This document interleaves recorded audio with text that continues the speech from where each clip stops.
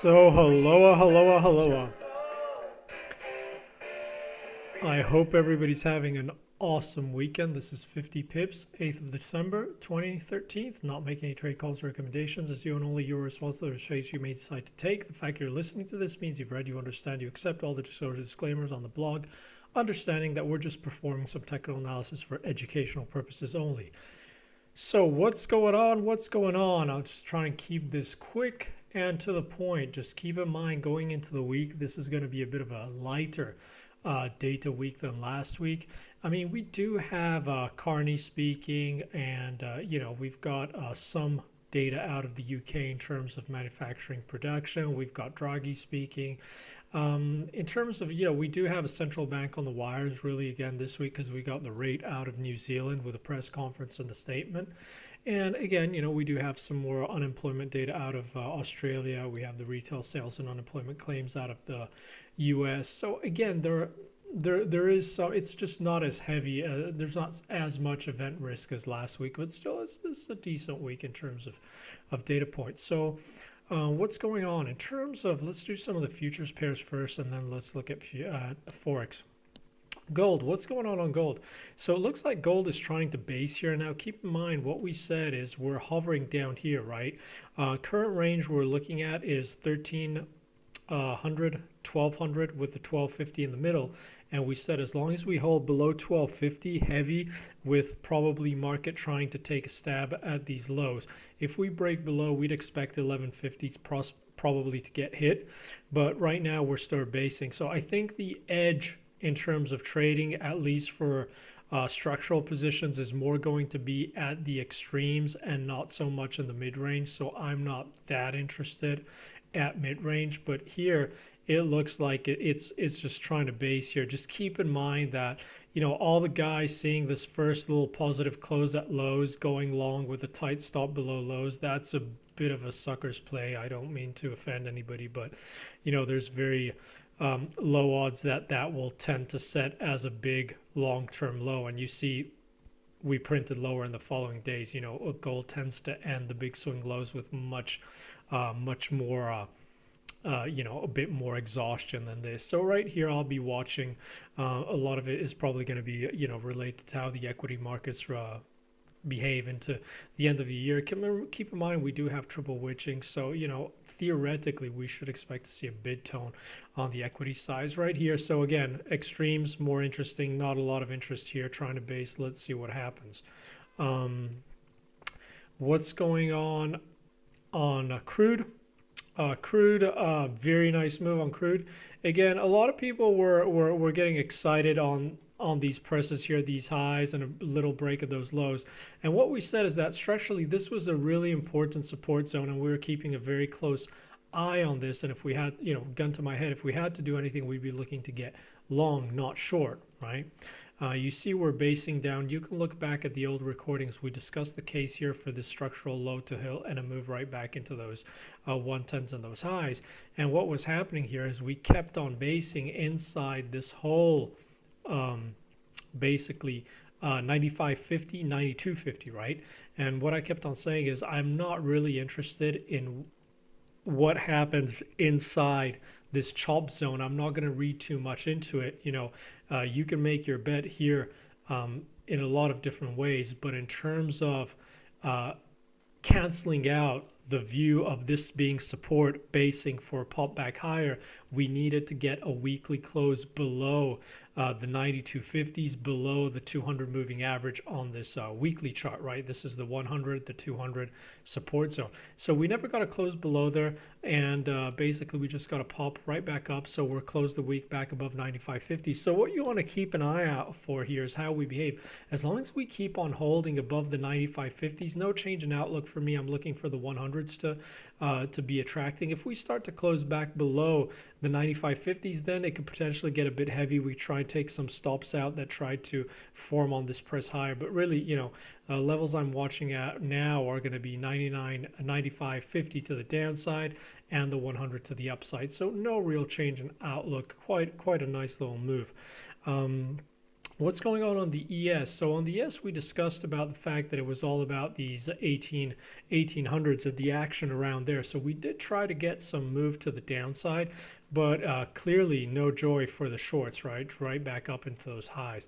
Now, in terms of sell-off, what we were saying is that, nothing, healthy markets don't only move in one direction. So what we were looking for is on the daily, if we started to sell off and start to get a decent, what I would call a decent correction, we're looking for a move potentially back down into the 1740s. And that's still the case, and I'm using this 50 moving average to guide on the daily, okay?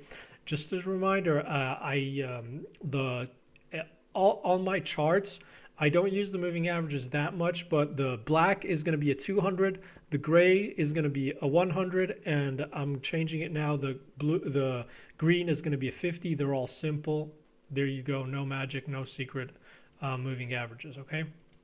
So right here, what I'm looking into going into next week is the same thing as I've been looking at for a while, is that to the upside, should we break above 1812s, I'm looking at 1820s, 1827s, and should we really get an aggressive move, I'm looking 1874s. But at the moment, I'm still looking for tactical shorts. I'm not looking to buy highs, and I'm looking for shorts. So what I'm interested in terms of resistance is all these zones to the upside. So 1812, any failure inside this shaded area or at those key levels, and then to the downside, if you're looking to structural intraday to look for some tactical longs, what I would be focused is starting at 1770s into 1760s, and then 1753s and 41 into 40 and 34s. That's really the range. It hasn't changed that much. It's not that interesting for me. This is staying stubbornly bid, so I'm definitely not going to fight this. I'm looking for possible opportunities to trade the downside intraday, and if it gets going, it gets going. If it doesn't, no big deal.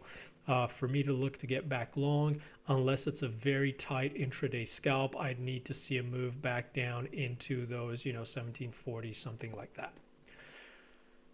In terms of the Forex market, what do we got on the Forex market? So basically, Euro and cable will be looking at really no change, right? Euro closed a week very, very bullish, right at those highs into those 37s. Again, when it closes this much, you'd really expect to see in the twilight zone overnight into Sunday, you'd expect to see a little gap ups trying to clear some more stops. It might just end up back at the 3700s, but you'd expect to see some kind of gap up action. So going into the week, what you really want to keep an eye out for, again, is this whole 3750s. I'd call that's the bull bear line for the week now. Going into the end of the year, this is going to be the bull bear line. As long as we hold above 3750s, then I'd expect this to be very, very bid. I expect this to cause more damage to the upside, and no change, those 140s be calling. If we start to fail and we start to get daily closes below the 3700, then we could see a bit of a sideways chop or a bit of a retracement, okay? That's the weekly. Let's look at this on the daily. On the daily, really no change, right?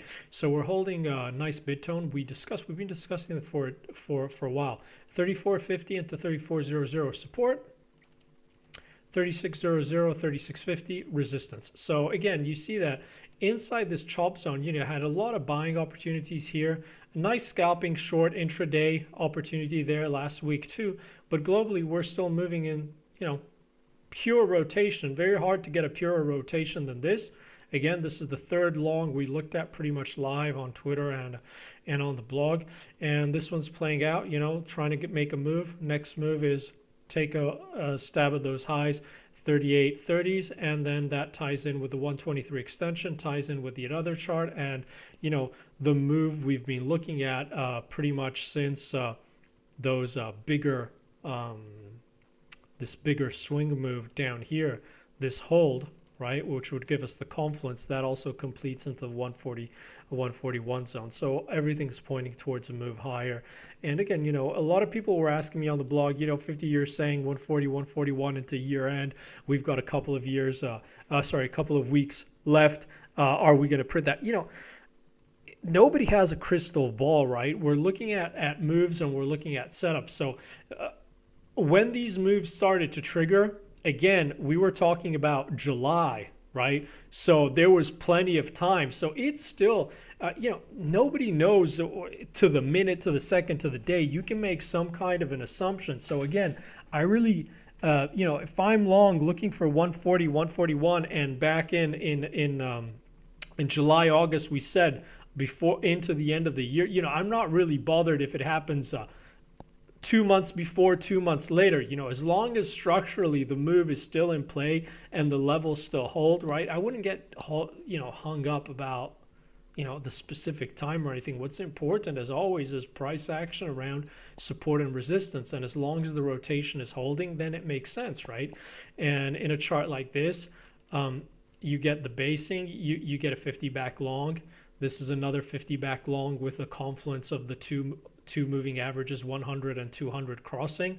Then you get another 50 back long with the two moving averages further apart, creating some room to run. So, as long as these higher lows keep on playing out, especially here as the grind keeps on forming higher highs and higher lows, the move's in play. Don't get too hung up about the times or the specific day or lunar cycles or whatever might be interesting, right? Okay, so what's going on cable? This is a chart. We've been looking at this chart for quite some time. We're talking about the 6350s being pivotal. Now, we closed right around here and just below, actually. So clearly it looks like a market is struggling here. Now, does this mean since it's stopping at 63.50, it's going to base and it's going to go to 66s into our final target zones from here? Not necessarily. Does this mean because it's having a bit of a hard time, it's going to crumble? Not necessarily, right? I would still just focus on the shorter time frames. We'll get to that chart in a minute. From the weekly, nothing has changed, right? The fact that we are seeing some kind of pause here at the 63.50 is indicating that it might be time to see some kind of a healthy retracement, right? Even though, we've had cables had more times when they've had more than, this kind of a positive run or a bigger run. So it doesn't have to happen, but it looks like it might be time to pause here. Now, still, I would not be focused on what the weekly's telling me that much, even though, yes, it's trying to pause here. But, the fact that it hasn't sold off aggressively off this level still means that it is holding a bid tone. Now, I suspect that a lot of the wheeling and dealing on Friday and into the end of the week was also because of the bid tone that Euro GBP got, etc. So, again, it's a bit tricky to want to read too much into the Friday action, right? So I'd still focus on the 4-hour chart, which has been our go-to chart for cable, which is usually is. And again, you can see that what's happening is, remember what we said last Sunday, right? We said that we had a bull-bear zone, and the bull-bear zone was 62.50, 63.50, right? What we said is, you can look at it also on a daily, we said that was the real big zone you had to watch. And what did that mean? That meant that as long as we closed the week above 63.50, we expect it to move to those 66s in extension without necessarily retracing. And if we close the week below 62.50, then we would expect to see a much bigger correction, potentially back down into those 60s, 50s again, right? Now, what's happened is we've tried to press inside this chop zone. We have seen some trading inside this area, but globally, all the dips have been bought, right? So I would go back to what we said last Sunday. Bull bear line, a lot of chop inside this range. Do not get confused by velocity of move in this 100 pip range.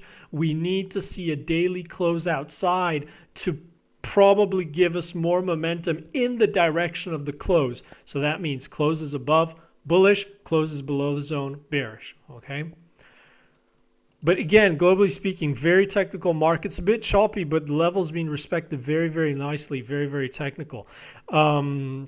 Another chart I wanted to look at, Aussie. We talked about this zone, and we talked about this zone a lot. 90s into 91s. We said very, very bearish, but this was a strong zone. And unless this could close, get a daily close below the 90, we would expect this to find support and potentially to make a move back into the 92.50s, 92.60s, okay? The way this is trading, again, I'd expect to see some kind of gap up action. Not necessarily, doesn't necessarily have to hold, but it closed quite bid. Again here, as we're trading, just keep an eye. We could come back down, but unless we get a daily close below the 90 level, I still expect the path of least resistance to be for a little pop back up into these 92.60s, 92.50s.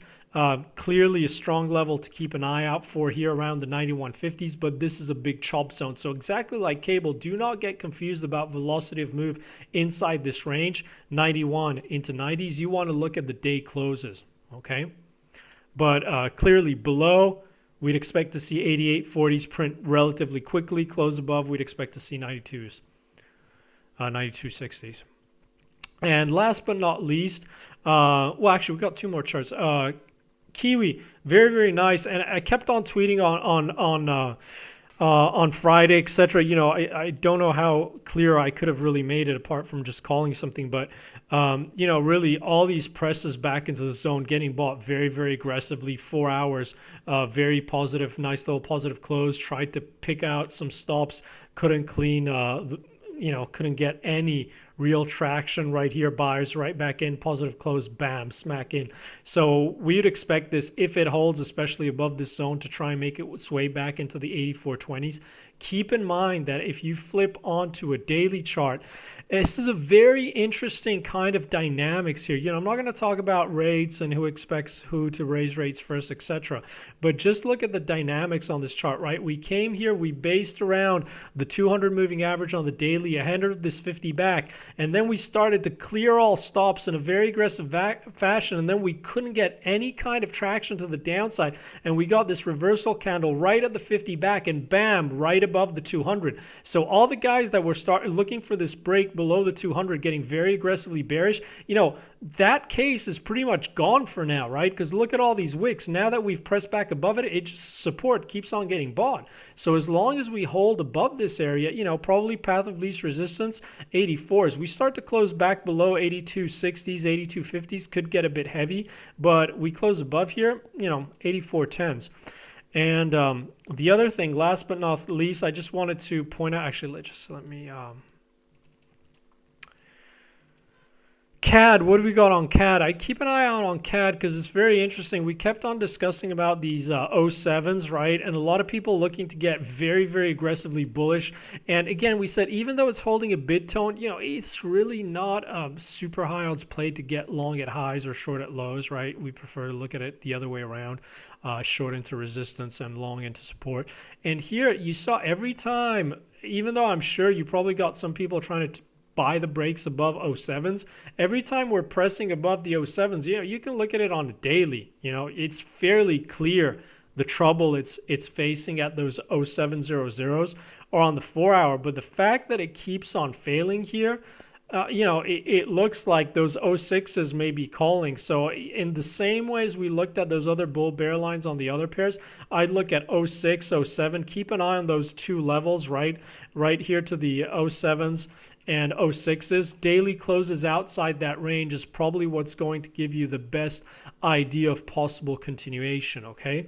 So I'll see you guys tomorrow for London Open. Thanks a lot for listening. If you like the content, don't be shy about sharing it. One thing a lot of people always forget, if you're having trouble with definition, it's most likely on your computer, or you need to give YouTube time to process the video because the videos are recorded in super high definition.